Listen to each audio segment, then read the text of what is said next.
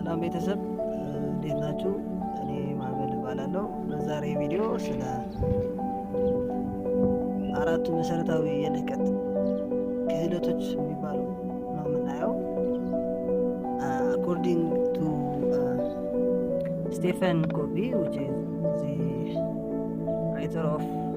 the author of the 7 habits of highly effective people የሚል ጽሁፉ ላይ እነዚህ መሰረታዊ ልህቀቶችን ለመግለጽ ሞክረዋል። እሱ እንደሚለው ከሆነ አንድ ሰው በተፈጥሮ አንድ ወይም ሁለት ክህሎቶች በከፍተኛ ደረጃ፣ በተመሳሳይ መልኩም በአንድ ወይም በሁለት ክህሎቶች በዝቅተኛ ደረጃ ሊኖረው ይችላል። ግን በጊዜ ሂደት በጥናትና በትምህርት እነዚህ አራቱ መሰረታዊ ልህቀቶችን ማዳበር ይችላል ብሎ ያምናል። እነዚህ አራቱ ልህቀቶች ምንድን ናቸው? አንደኛው ፊዚካል ኩዌሽንት የምንለው ወይም ደግሞ የአካላዊ ልህቀት የምንለው ነገር፣ ይሄ ከአካል ብቃትና ከፊዚካል አፒራንስ ጋር የተያያዘ ነገር ነው። ሁለተኛው እና ወሳኙ ነገር ምንድን ነው?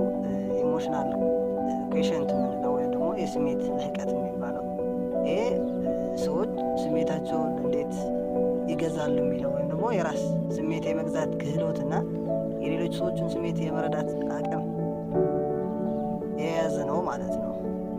ይህ ኢሞሽናል ኢንተሊጀንስ ወይም ደግሞ ኢሞሽናል ኩዌሽንት ወይም የስሜት ልህቀት ላይ ስንመጣ አንድ ሰው ስሜቱን እንዴት ሌሎችን ለማስረዳት የሚሄድበት ሂደት፣ የሚረዳበት ሂደት የሚያጠነጥን ነው።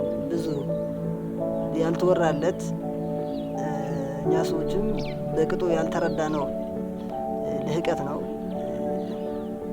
በተለይ ደግሞ ከሰዎች ጋር ያለን ተግባቦት፣ ከፍቅር ግንኙነት ጋር፣ ከትዳር ከፋሚሊ ጋር ያለን ግንኙነት አብዛኛው ጊዜ በዚህ የክህሎት ወይም የልህቀት ክፍል ይዳሰሳል ማለት ነው፣ ይጠቃልላል። ስለዚህ የስሜት ልህቀት ይሄን የሚመስል ከሆነ ሶስተኛውና አብዛኞቻችን እንደምናውቀው የአእምሮ ልህቀት የሚባለው ወይም ደግሞ ኢንተለጀንት ኩዌሽንት የምንለው ወይም አይኪው በተለምዶ፣ ይሄ ነገሮችን የመረዳት አቅም ማለት ነው፣ ወይም የመተንተን አቅም፣ የሂሳብ ስኪል፣ የቋንቋ ሀሳብህን የመግለጽ ሂደት የመሳሰሉ ነገሮችን የያዘ ነው። አራተኛውና የመጨረሻው ስፒሪቹዋል ኩዌሽንት የምንለው ወይም መንፈሳዊ ልህቀት የሚባለው ነገር ማለት ነው። ይሄ ከሞራሊቲና ኢቲክስ ጋር የተያያዘ ነው። ከሞራላዊና ስነ ምግባራዊ የሰዎችን የአኗኗር ዘይቤ ጋር የተያያዘ ሲሆን ምንድነው አንዳንድ ሞራላዊ የሆኑ እሴቶች አሉ። ከባህል ወደ ባህል የተለያዩ እሴቶች አሉ።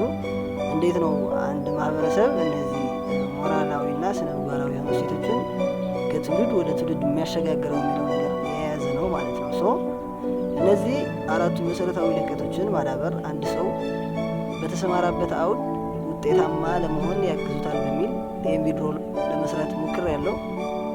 በቀጣይ ስለ ኢሞሽናል ኢንተለጀንስ ወይም ደግሞ ስለ ኢኪው የምንለው ወይም የስሜት ልህቀት የምንለው ነገር በሰፊው እናወራለን።